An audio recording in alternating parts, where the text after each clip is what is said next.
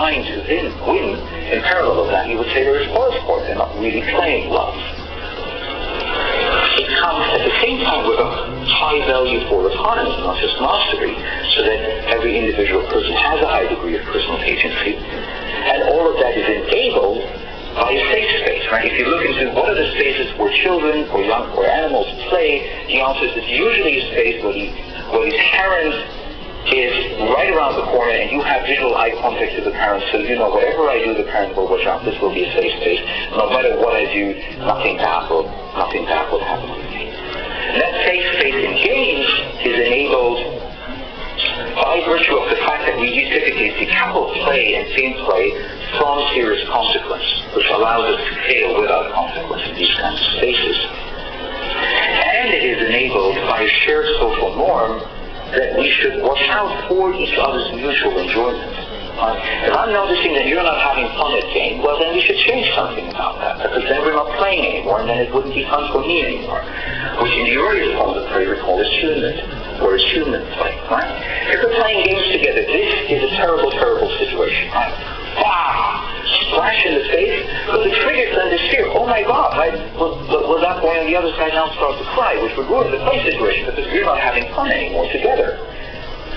Right? And then the happy relief, you see, oh, okay, he's enjoying it, I can continue to associate. And in the other case, right, in order to prepare the play situation, you would probably have taken the word, go to the child, give it into the hand of the child, and say, okay, now you can soak me. Okay, this is all fine, we're doing this to have fun together. Which is a moral principle Bernie de Koven has called the nature of the fun community, that having fun or enjoyment together takes precedence over whoever's going to win the game. This kind of precedence of having fun together then gives space for playing around for things like benign transgression together, like covering your office colleague's office space in aluminum foil. And it requires and builds basic trust among each other, right? The fact that we're tapping out each other's boundaries, that we're pranking with each other, that we have this space for benign transgressions means, also if you think about something like karaoke, right? I'm embarrassing myself in your front, and I know that you're not really going to exploit that, right? You're not really going to hackle me for that. And in return, you then step into the middle, you step into the fray, and I won't seriously hackle you. In that sense, we signal to each other that we can trust each other in that situation. Now, there's an obvious problem with all of that. The problem is that all of these values and goals obviously are pretty diametrically opposed to the typical goals and values of work. Right? Work is other-determined typically, play is self-determined, work is instrumental, it cares about outcomes, play is autotelic, it only cares about the activity, work is consequential, play is inconsequential, work is regulated, play is open. In work we care for the results, in play we care for each other. In work the motivation serves the function, right? You have to be, or you should be engaged only to the extent that I drive results. In play, how I design the system, how the system functions should support motivation, should support enjoyment. So we can't directly, obviously, just implement play values in work systems. So what we might try and be able to do instead is kind of find a middle ground, some set of playful values that acknowledge the constraints of the situation within a work environment, but that tries to tune this kind of system in terms of its values to a system where play within a work context is possible. So something that's not completely other-determined but autonomy-oriented. Something that's learning-oriented, because learning is a big part of the fun and playing. Something where we have lots of safety nets. Something that is very open and trust-based as a culture. Something that is oriented around mutual care for each other rather than competition. And something that's more based in values than instrumental outcomes. And I would like to close with just a couple of examples how, again, as designers, we can support these things. A certain kind of gives you one social design pattern for doing this. One of the first patterns to do this is what we call an animal behavior, a play vow. That is, you make a first opening move in which you yourself make yourself vulnerable and thereby signal to the others that you trust them before you require them to trust you. Right? If you want to have a playful office environment, if you as a manager don't go forward and do that first yourself, nobody else is going to do it. My favorite example for that is Antanas Mokos, the once and multiple-time mayor of Bogota, which was at the point in time when he took office one of the most crime-ridden cities in the world. And what he did, he goes out there and said, in order to rejuvenate civic culture in my city, I have to do things like that, like in that case, dressing up as super citizens and going out in the street and just being nice to people as a result of that. The second thing that he did, but then if you do this first step as the leading person in the organization, is that instead of punishing and reinforcing certain things, certain practices or behaviors, they're modeled. They're modeled with an appeal to basically your inner values rather than something like fear. What they did, one of the big issues in Bogota is terrible driving practices. You have tons and tons of lethal accidents because the car drivers basically don't care about the pedestrians and just run them over. Instead of increasing the fines for car drivers, he put mines on the street that walk the pedestrians across the street, and if you as a car driver would drive aggressively, the mine would ridicule you. Instead of punishing you, instead of paying you, instead of putting you in the jail.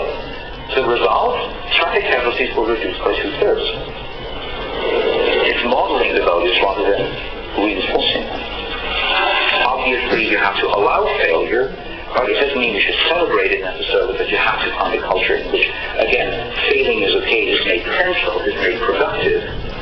And even though you could say the ultimate goals of an organization, of a workspace, can't be changed so that it's just everybody's individual and mutual enjoyment, we can give individuals in a work organization a large amount of freedom by saying we have our overarching goals and shared values, how to deliver on these goals, but how you practically do that is completely up to your individual agencies. We just check in with you whether you do that. My practical example, Gatos, typically, like customer service is one of the most autonomy-thwarting, non-playful, most controlled work environments because you literally are more or less a human robot working through your ring books, reading off the sentences. Zappos, highest retention rate, highest customer satisfaction, basically says, hey, make the customer happy, the rest is up to you. In that kind of environment.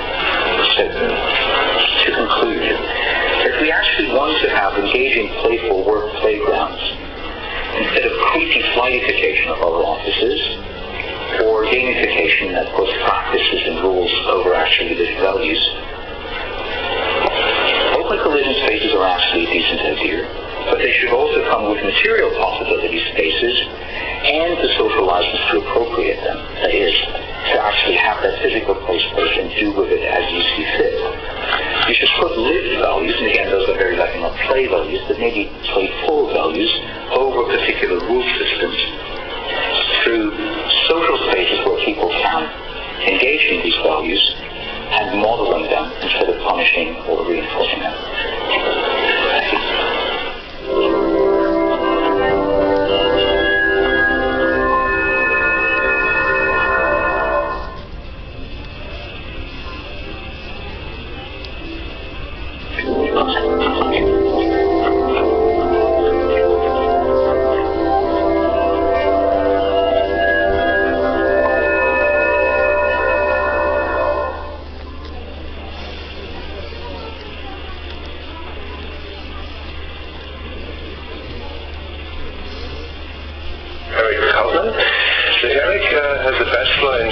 Studies and history, and also a master's in art and Asian studies and education or game design. And he had a short stint as a programmer and also game designer, and then since 2011 started his PhD, which is about to finish, in computer science at the University of Santa Cruz.